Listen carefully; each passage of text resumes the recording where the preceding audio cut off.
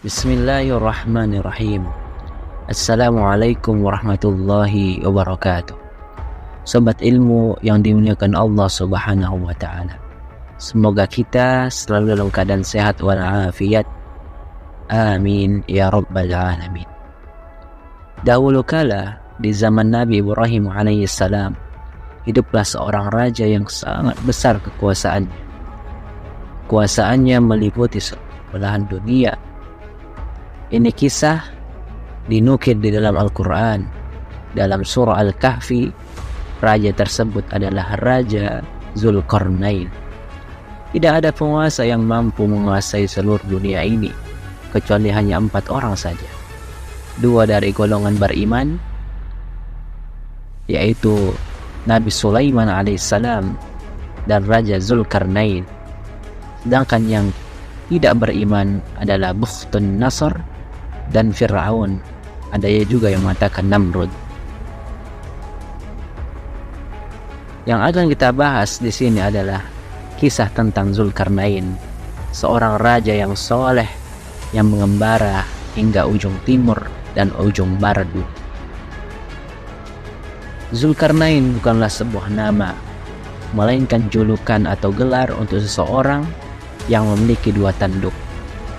Tapi 2 tanduk di sini memiliki arti orang yang mampu menaklukkan wilayah timur dan barat.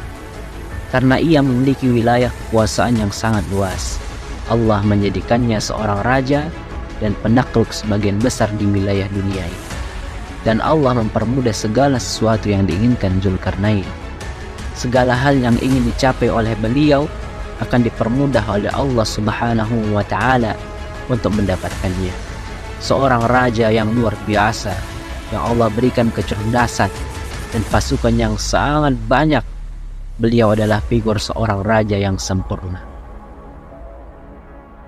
Sebagian orang beranggapan Zulkarnain itu adalah Raja Iskandar Al-Makduni, atau yang sering disebut dengan Alexander yang Agung, raja yang mendirikan negara Iskandaria di Mesir.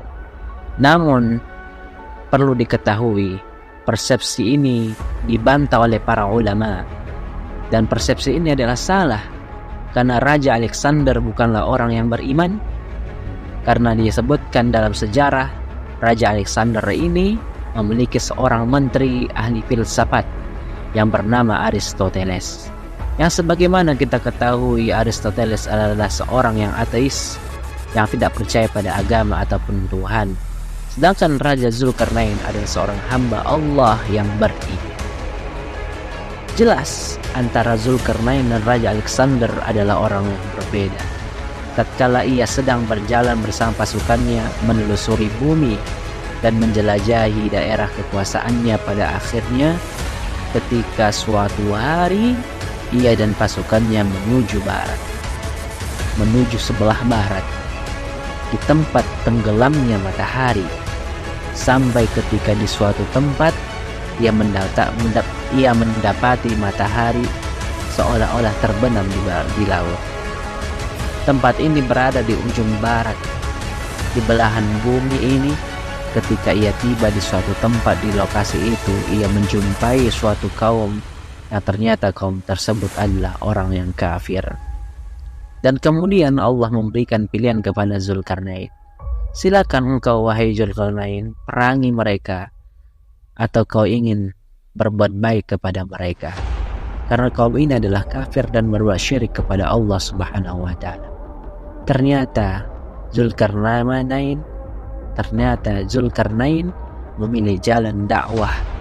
Kemudian beliau memulai mendakwahi kaum tersebut untuk menyembah Allah Subhanahu wa ta'ala dan mengarahkan mereka ke jalan yang lebih baik.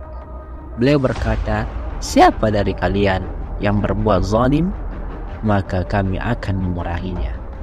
Dan setelah kalian mati di dunia, maka di akhirat kalian akan mendapatkan siksa yang lain, yang jauh lebih parah daripada di dunia. Hal sebaliknya, jika kalian menerima dakwahku, maka kalian akan mendapatkan perlakuan yang baik dari kami dan akan mendapatkan surga ketika di akhirat nanti. Begitu hebatnya pasukan dan kekuasaan Zulkarnain, memberikan ultimatum kepada kaum ini setelah ia mendakwai kaum ini, Zulkarnain pun dan pasukannya berjalan menuju arah timur, paling ujung dunia. Ketika pada suatu hari ia tiba pada suatu tempat terbitnya matahari, ia menemui suatu kaum yang di sana yang tidak bisa berlindung dari teriknya matahari. Ada dua pendapat dari para ulama tentang tempat ini. Yang pertama beranggapan tempat ini adalah tempat yang dihuni suatu kaum yang sangat primitif, yang tidak tahu caranya membuat rumah sehingga mereka tidur di bawah terik matahari. Dan pendapat kedua beranggapan tempat ini adalah suatu tempat yang mataharinya tidak pernah tenggelam ataupun terbenam. Kemudian Zulkarnain memberikan peringatan yang sama kepada kaum ini. Jika mereka menolak dakwah, maka mereka akan diperangi. Begitu juga sebaliknya, karena mereka ini adalah di bawah kekuasaan daripada Zulkarnain. Perlu kalian ketahui bahwa wilayah kekuasaan beliau sangatlah luas, meliputi sebagian besar dari wilayah dunia. Setelah berdakwah pada kaum tersebut, beliau melanjutkan lagi perjalanannya yang bila mana sebelumnya mereka ke ujung timur dan ujung barat, sekarang beliau menuju arah vertikal dunia. Tidak diketahui ke arah mana, apakah itu utara ataupun selatan. Yang diceritakan adalah beliau dan pasukannya menuju suatu tempat, yang tempat itu memiliki dua gunung yang besar dan tinggi. Di sekitar gunung tersebut ada suatu kaum yang memiliki bahasa yang sangat sulit dipahami, berbeda dengan bahasa yang Zulkarnain pernah ketahui, sehingga hampir-hampir bahasa mereka tidak bisa dimengerti oleh Zulkarnain dan pasukan. Lalu bagaimana Zulkarnain bisa bicara dengan mereka? Bisa jadi Allah memberikan ilham berupa kemudahan untuk berkomunikasi dengan mereka, atau ada seorang penerjemah di sisi Zulkarnain yang kurang lebih mengerti bahasa mereka. Semua itu mudah bagi beliau, seorang raja yang soleh. Mustahil Allah tidak memudahkan segala urusannya.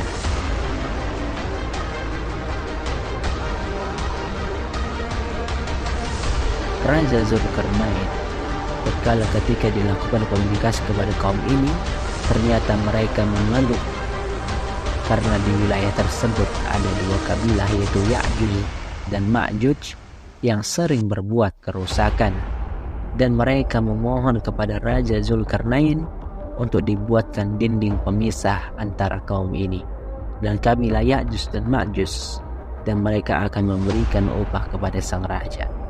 Tentu saja ini adalah pekerjaan yang sangat berat secara logika. Bagaimana kita membuat sebuah tembok yang bisa terhubung atau menghubungkan antara gunung satu dengan gunung yang lainnya? Bayangkan pada zaman itu peralatan serba manual, belum ada peralatan modern seperti sekarang. Namun itulah permintaan mereka pada Raja Zulkarnain. Baik, sahabat yang dirahmati Allah Subhanahu wa Ta'ala, kita lanjutkan cerita kita ini pada episode selanjutnya. Semoga bermanfaat. Akhirul kalam, wallahu a'lam bishawab. Assalamualaikum warahmatullahi wabarakatuh.